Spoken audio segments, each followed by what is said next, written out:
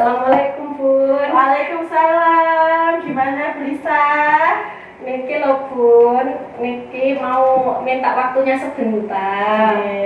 Bu, Pipit kan Niki sebagai kepala sekolah di TP Anak Cerdas. Ini mau ada sedikit wawancara Bun, kalau dipersilahkan, kalau dikasih izin. Gimana Bun? Iya, monggo. Iya, terima kasih atas waktunya Bu. Ini loh Bu, saya ini kan ada tugas sebagai guru penggerak. Ini ada tugas untuk wawancara beberapa bu kepala di sebuah lembaga. Nah, kebetulan saya kan ngertos jenengan, jadi saya pikir ini saya mau ini loh Bu, wawancara tentang pengambilan keputusan. Bagaimana Bu Pipit ini biasanya kalau mengambil keputusan, dan saya pengen istilahnya mau pengen tahu pengalaman jenengan selama ini sebagai kepala di sini, kita mulai ya Bu nih. Saya mau tanya ini loh Bu, sebelumnya selama ini tuh bagaimana Bu Pipit dapat mengidentifikasi kasus-kasus yang merupakan dilema etika atau bujukan moral? Karena kita tahu kan banyak sekali kasus-kasus di lembaga, itu kan ada yang bertentangan, ada yang gimana, bagaimana nih Bu dengan mengidentifikasi kasus tersebut? Baik, biasanya sih selama ini saya mengidentifikasi kasus-kasus yang terjadi, kasus-kasus dilema etika tersebut itu biasanya melalui membandingkan apakah kasus tersebut benar atau salah. Jika kasus tersebut bertentangan antara benar lawan benar, maka saya mengidentifikasi kasus tersebut merupakan dilema etika. Tapi jika kasus tersebut merupakan pertentangan antara benar lawan salah, maka saya mengidentifikasi kasus tersebut merupakan sebuah bujukan moral. Jadi Bu Pipit selama ini dibedakan benar apa salah, karena kan dalam kita mengidentifikasi suatu masalah itu kan tidak mudah. Jadi kita harus mengelompokkan benar yang mana yang benar, yang mana yang salah. Oke Bu Pipit. Terus selanjutnya itu Bu, bagaimana selama ini jenengan menjalankan pengambilan keputusan di sekolah mriki, terutama untuk kasus-kasus di mana ada dua kepentingan yang sama-sama benar atau sama-sama yang mengandung nilai kebajikan. Itu kan saling bertentangan padahal sama-sama benar. Ya, kalau di sini saya sebagai pimpinan, selama ini saya menjalankan pengambilan keputusan di sekolah dengan mendasarkan keputusan agar berdasarkan nilai kebajikan yang selama ini telah kami yakini bersama di lembaga dengan melalui beberapa hal, misalnya ya nilai keadilan, keselamatan, tanggung jawab bersama, sikap jujur, rajin, kasih sayang, kesabaran, terus apa lagi ya, rasa syukur, percaya diri, dan keamanan. Itu perlu ya Bu, Ya, perlu sekali. Berarti selama ini Bu Pipit menjalankan keputusan itu dengan itu ya berdasarkan nilai-nilai kebajikan yang telah diyakini. Iya. Kalau tersebut selanjutnya langkah-langkah atau prosedur seperti apa nih Bu yang bisa dilakukan selama ini? Biasanya sebagai pemimpin di lembaga saya selama ini dalam pengambilan keputusan, langkah-langkah yang saya lakukan adalah melalui rasa keadilan lawan rasa kasihan. Bahwa kadang keadilan itu bertentangan dengan rasa kasihan loh Bu. Misalnya terkait pembayaran SPP. Kalau di TPA itu kan kita ada pembatasan pembayaran, yaitu dari tanggal 1 sampai tanggal 10. Nah, tapi kadang ya banyak wali yang bayarnya telat atau gimana, banyak alasan lah, ada alasan beberapa gitu. Misalnya gajiannya di tanggal ini, gajiannya di tanggal ini gitu ya. Kita akhirnya kan itu tadi kita pakai rasa keadilan lawan rasa kasihan itu tadi. Ya wis tidak apa-apa, yang penting bayar kan gitu. Ya pun tidak bisa dong adil, harus adil ya. Memang kan ada yang bisa mengikuti dari tanggal 1 sampai 10 ya ada, tapi memang ada beberapa yang di luar tanggal itu baru membayar ya. Akhirnya ya kita menggunakan itu tadi, keadilan lawan rasa kasihan. Berarti kasusnya hampir sama ya pun di lembaga. Kalau soal uang itu kan mungkin ada kebutuhan yang lebih mendesak biasanya Oke, selanjutnya hal-hal apa saja yang selama ini jenengan anggap efektif dalam mengambil keputusan pada kasus-kasus seperti itu, seperti dilema etika yang pada dasarnya itu benar lawan benar. Ngoten kan ragi membingungkan milih yang mana. Sedangkan misalnya kan SPP harus dibayar 1 sampai tanggal 10 untuk operasional TPA, mungkin ngoten nggih, tapi banyak yang belum masuk. Iya. Oke, ngoten niku pripun Bu jenengan? Hal-hal apa saja yang dianggap efektif ngoten? Biasanya ya kalau hal yang kami anggap efektif dalam pengambilan keputusan pada kasus-kasus tersebut, kasus benar lawan benar tadi itu biasanya dilema etika, kita ya berpikir berbasis pada rasa peduli. Jadi kita lebih ke pedulinya dibanding ke harus ikut aturannya gitu. Bahwa setiap keputusan yang diambil harus berdasarkan nilai-nilai kebijakan universal seperti nilai kasih sayang. Seperti itu. Jadi lebih ke rasa peduli. Yang penting nanti membayar nggak sampai menunggak. Iya. Memang kita dari lembaga sih harapannya seperti itu. Ya, kita punya kebijakan tanggal 1 sampai 10, tapi kalau memang tidak bisa deh, ya gimana? Kondisional ya Bu. Harusnya peraturan tapi belum kondisional. Oke Bun, hal-hal apa saja yang selama ini merupakan yang menjadi tantangan jenengan Bun dalam mengambil keputusan pada kasus-kasus dilema etika tersebut? Dalam mengambil keputusan seringkali ada 2 pilihan yang bisa kita pilih ya Bun. Terkadang kita perlu mencari opsi di luar dari 2 pilihan yang sudah ada. Kita bisa bertanya pada diri kita, apakah ada cara untuk berkompromi dalam situasi ini. Terkadang akan muncul sebuah penyelesaian yang kreatif dan tidak terpikir sebelumnya, yang bisa saja muncul di tengah-tengah kebingungan menyelesaikan masalah. Jadi kadang ya dari awal ya memang kita harus mencari opsi untuk berkompromi dalam situasi tersebut.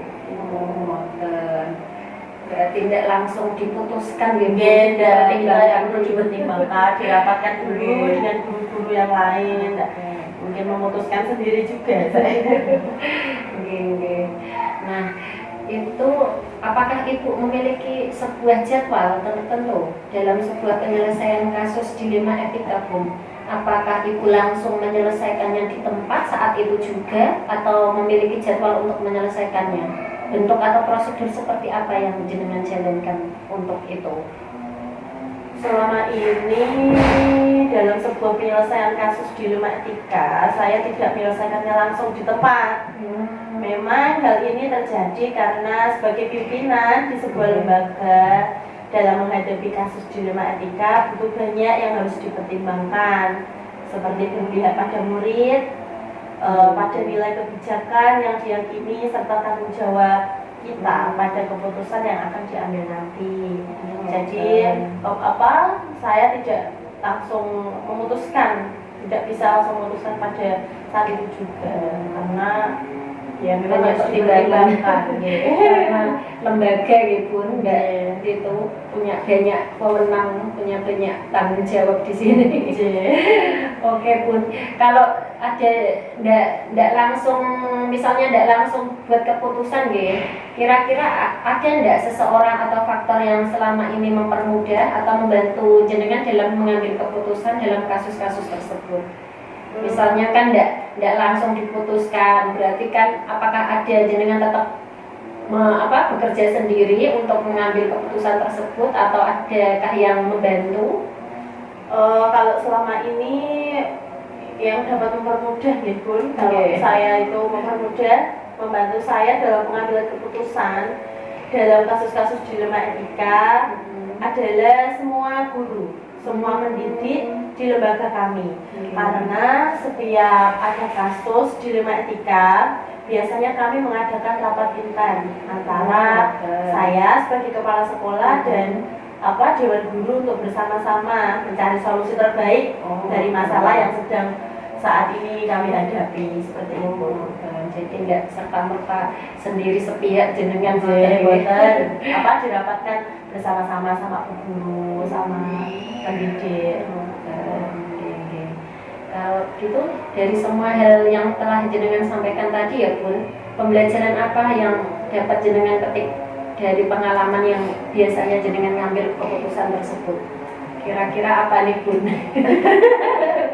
Pembelajaran yang dapat saya petik dari pengalaman saya mengambil keputusan pada dilema etika ini adalah bahwa sebagai seorang pemimpin dalam sebuah lembaga, saya harus senantiasa dapat mengambil keputusan berbasis nilai-nilai kebijakan universal yang telah kami yakini.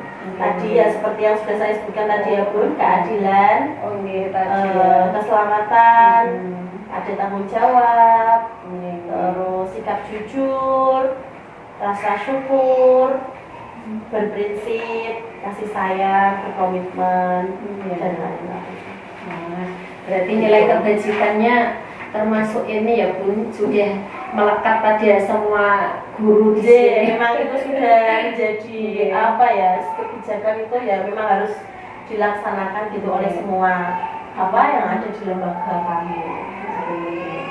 Selanjutnya apa rencana jenengan nih dalam menjalani pengambilan keputusan yang mengandung unsur dilema etika? Bagaimana jenengan bisa mengukur efektivitas pengambilan keputusan tersebut? Kalau rencana ke depan saya dalam menjalani pengambilan keputusan yang mengandung unsur dilema etika ini adalah berusaha tidak membuat keputusan secara sepihak dan dengan melakukan tahap pengambilan keputusan. Saya berusaha mengukur efektivitas pengambilan dengan melakukan pengujian keputusan melalui benar atau salah tadi. Jadi banyak pertimbangan, banyak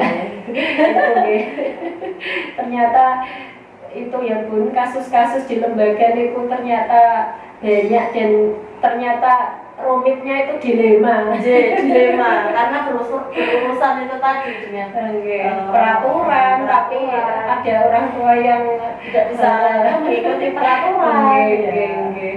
Oke, Bun. Dilema.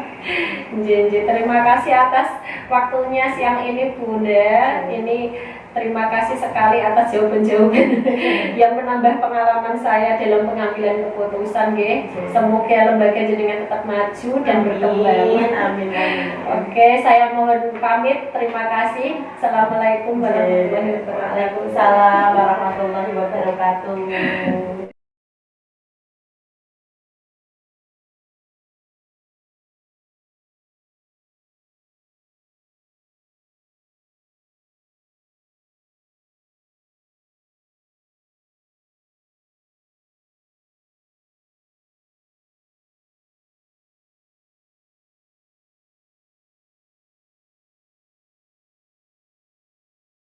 Assalamualaikum Bu Yuli. Waalaikumsalam. Monggo bisa dan apa nggih?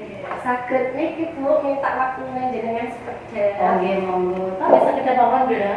Nggih, insyaallah. Soalnya enten mangke tamu sanes sing Mboten nggih. Ngapunten mengganggu lho. Nggih, mboten apa-apa sekedar. Ini loh Bun, saya kalau diperbolehkan mau tanya-tanya nih. Nggih, monggo. Ini loh Bun, ini kan terkait tugas saya dalam kegiatan guru penggerak. Ini kan ada kegiatan tanya jawab dengan pimpinan. Nah, Bu Yulis kan pimpinan di KB Anak Cerdas kira Bu. Jadi saya mohon pengalamannya lah dalam pengambilan keputusan itu pripun ngoten nggih. Terus nggih.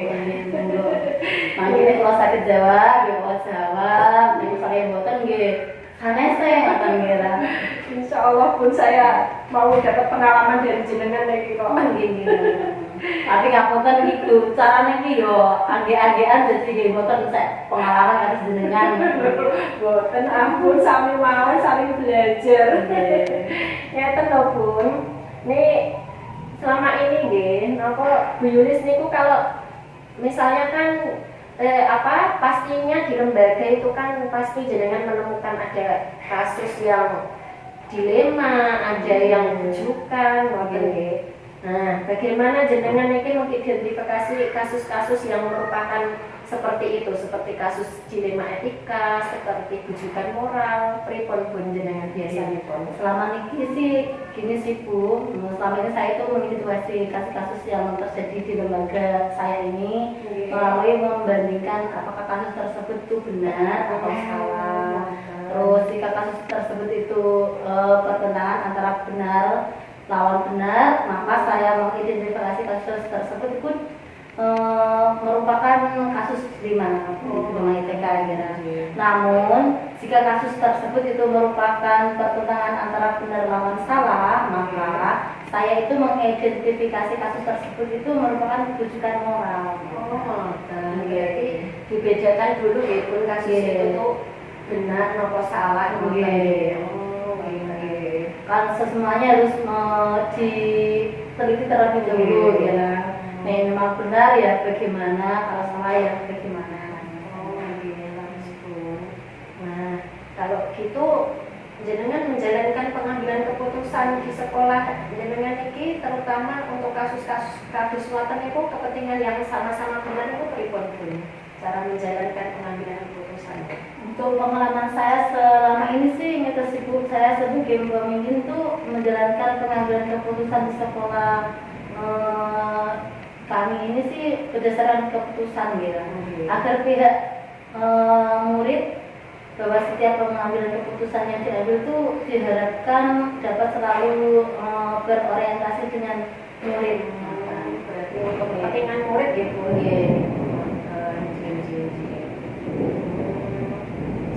Bun. Kalau begitu langkah-langkah atau prosedurnya seperti apa tuh Bun? Ya kalau untuk langkah-langkahnya sih gini ya Bu. Di lembaga saya kan ada prosedurnya tersendiri. Selama ini tuh langkah-langkah yang kami ambil, terutama ya yang saya lakukan atau yang pertama itu saya menelaah terlebih dahulu. setiap kasus yang terjadi. Kasusnya itu bagaimana? Terus untuk yang kedua, setelah saya menelaah kasus tersebut, saya mengidentifikasi permasalahan yang terjadi pada kasus tersebut. Ya. Saya mengidentifikasinya tersebut. Terus kalau sudah, nanti saya kumpulkan informasi yang saya dapat itu akuratnya bagaimana. Terus nanti saya diskusikan sama pihak-pihak untuk lebih lanjutnya bagaimana tentang kasus tersebut. Terus nanti setelah kita diskusikan, nanti akan kami ambil bagaimana keputusan yang akan kami sampaikan atau apa yang kami pertimbangkan dengan matang terlebih dahulu lah nanti terkait. Berarti tidak langsung sepihak ya pun ada langkah-langkahnya. Iya, nanti kalau sepihak kan nanti yang situ gimana, nanti yang situ gimana kan. Oke Bun. Lalu apa hal-hal yang selama ini jenengan anggap efektif Bun dalam mengambil keputusan dalam kasus-kasus seperti di lima etika tadi? Kasusnya kan macam-macam ya. Niki sing bingung kadang ngoten Bu. Ya apalagi benar sama benar. Nggih. Nah, Terus pripun ngoten ya. Nek benar sama salah sih kita bisa memutuskan yang benar. Kalau benar-benar itu nggih susah. Hal-hal yang selama ini saya anggap efektif dalam pengambilan keputusan pada kasus-kasus dilema etika ya, itu berpegang teguh pada prinsip-prinsip yang ada pada lembaga kami. Ya berpikir berbasis sebagai hasil akhirnya tuh bagaimana, bahwa apapun keputusan yang kita ambil harus dapat dipertanggungjawabkan, terus konsekuensinya bagaimana nantinya. Harus dia memang harus benar-benar diambil keputusan yang paling baik bagaimana. Kata saya pun berpengalaman dalam menghadapi masalah ya Bun. Ya berpengalaman sama adanya sih ya, itulah namanya hidup ya Bu ya. Harus pandai-pandainya kita. Kalau ini Bun, selama ini yang merupakan yang menjadi tantangan Bun apa Bun dalam mengambil keputusan seperti kasus dilema ngoten niku? Tantangannya apa Ji? Dalam hal yang selama ini menjadi tantangan bagi kami untuk mengambil keputusan yang seperti itu, pertama gimana ya, mengidentifikasi paradigma ini itu bukan hanya mengelompokkan permasalahan mawon, namun bahwa penajaman bahwa situasi yang saya hadapi itu betul-betul kasus dilema etika yang mempertentangkan antara dua nilai-nilai inti kebijakan yang sama-sama penting. Lah misalkan nanti nggak diambil seperti itu kan nanti takut ada yang lainnya lagi bagaimana, terus nanti keputusannya lagi misalkan ini mau ambil ini, nanti yang situnya kan bagaimana kan. Jadi ya kita betul-betul harus bermusyawarah betul-betul, nanti keputusannya kita ambil yang paling benar dan yang paling baik bagaimana. Memang benar-benar dilema berarti ya Bun. Iya. Begitulah. Kalau gitu apa nih? Biasanya jenengan niku pripun nggih kalau ada masalah seperti itu penyelesaiannya itu apa ada jadwal tersendiri, apa langsung diselesaikan di tempat atau bagaimana Bun? Apa bentuk atau prosedur seperti apa yang jenengan jalankan? Selama ini dalam sebuah penyelesaian kasus dilema yang seperti itu, saya memilih untuk menyelesaikannya langsung. Langsung? Iya, langsung di tempat aja. Karena apa? Hal ini kan terjadi karena sebagai pemimpin sebuah lembaga dalam menghadapi kasus dilema seperti ini, dilema etika ini membutuhkan banyak yang harus dipertimbangkan, seperti berpihak pada murid, nilai kebijakan yang diyakini, serta tanggung jawab kita pada keputusan yang akan kita ambil nantinya bagaimana. Kalau ini Bun, faktor-faktor yang selama ini ada nggak sih yang membantu atau mempermudah jenengan dalam mengambil keputusan? Kalau selama ini dalam mengambil keputusan itu dapat nomor modal atau dalam membantu saya dalam mengambilnya itu semua guru. Semua guru itu harus dapat kita tanya satu-satu atau kita dapat diskusikan sama-sama nanti bagaimana, terus kita adakan rapat intern antara kepala sekolah, guru untuk bersama-sama untuk mencari solusi yang terbaik dari masalah yang sedang kita hadapi. Berarti langsung seketika itu langsung diadakan rapat biar cepat selesai diambil daripada nanti berlarut-larut ya, nanti takutnya nanti ada masalah lagi, terus nanti yang satunya nanti terbengkalai, tertambahan lagi nanti tidak terselesaikan lagi. Berarti itu ya siap tanggap tuh tadi ya Bun. Pada setiap masalah. Dan daripada nanti tidak seperti itu nanti malah kemana-mana Bun. Oke Bun, semua hal yang telah disampaikan jenengan tadi pembelajaran apa yang jenengan dapat ambil Bun selama mengambil keputusan ini, pengalamannya yang dapat diambil apa Alhamdulillah selama ini pengalaman yang dapat saya ambil itu banyak sekali dalam pengambilan keputusan ini. Apalagi sebagai seorang pemimpin tentu banyak tantangannya, banyak ada yang suka, ada yang tidak, terus bagaimana kita harus menyikapinya. Saya itu bagaimana harus senantiasa dapat berorientasi pada 3 unsur dalam pengambilan keputusan. Yang pertama, kita harus berpihak kepada murid ya berdasarkan nilai-nilai kebijakan universal dan bertanggung jawab. Karena sebagai pemimpin kan tidak mudah ya Bu ya, kita banyak tanggung jawabnya. Selain kita harus bertanggung jawab kepada lembaga yang kita pimpin, kita harus bertanggung jawab bagaimana keguruannya kita, bagaimana nanti berjalannya lembaga kita, apalagi nanti kan ada itu juga wali murid yang menyertai kita.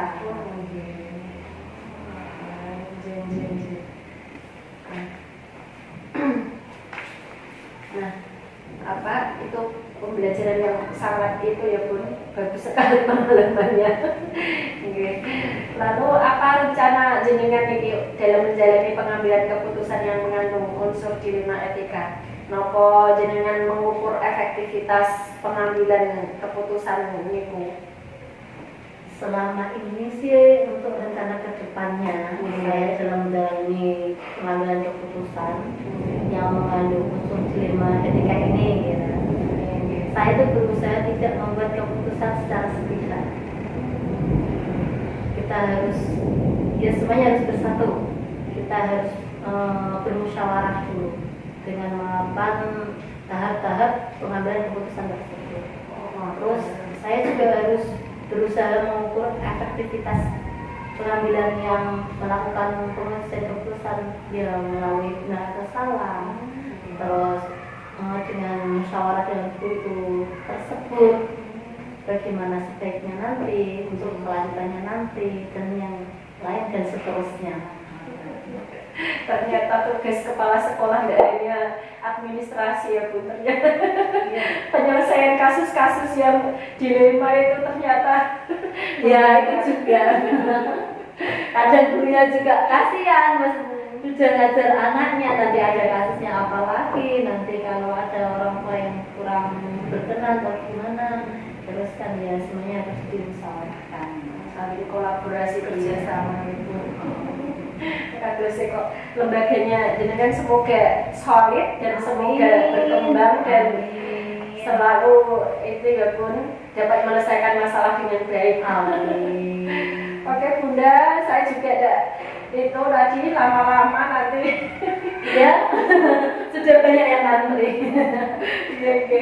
Tugasnya maksudnya Oke, terima kasih sekali atas waktu yang jenengan sempatkan untuk saya tanya-tanya gitu. Sama-sama. Banyak sekali pengalaman jenengan yang saya dapat dalam mengambil keputusan ini.